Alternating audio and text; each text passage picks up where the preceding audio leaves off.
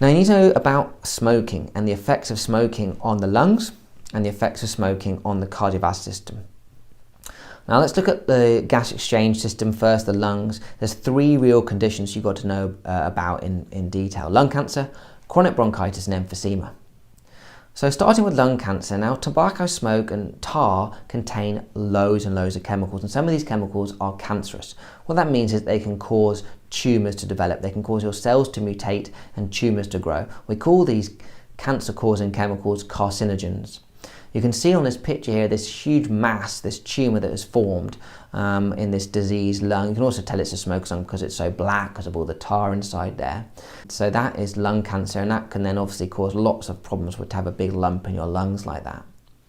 Chronic bronchitis, well, in order to understand chronic bronchitis, you really need to know how the lungs function normally first. In a healthy lung, the bronchi and the bronchioles are covered, the lining of them, with these tiny little microscopic hair called cilia. Now these cilia are constantly wafting, and what they are wafting is mucus. You've got other cells called goblet cells which are secreting mucus, which is trapping all the dust and all the dirt and all the bacteria in them, and then the cilia waft the mucus up into your mouth so you can swallow it down into your stomach where the bacteria can be killed by the acid.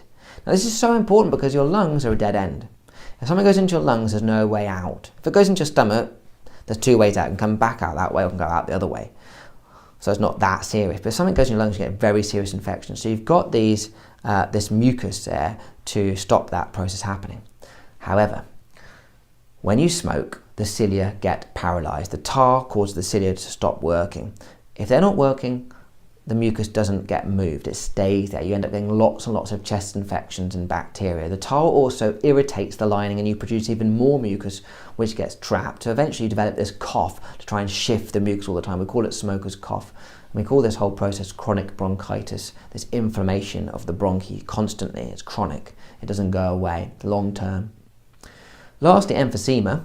Now this is a horrible disease caused by smoking where your alveoli start to burst and fuse together. Now that massively reduces the surface area for gas exchange in the lungs. The sufferer won't be able to carry out any basic tasks like walking due to this lack of oxygen, and there's no cure for it. And you can see in this lung here these big holes in the lung essentially where all the alveoli have burst, and in this case they're all full of tar from the cigarettes. That's why they're black like that. Not very nice.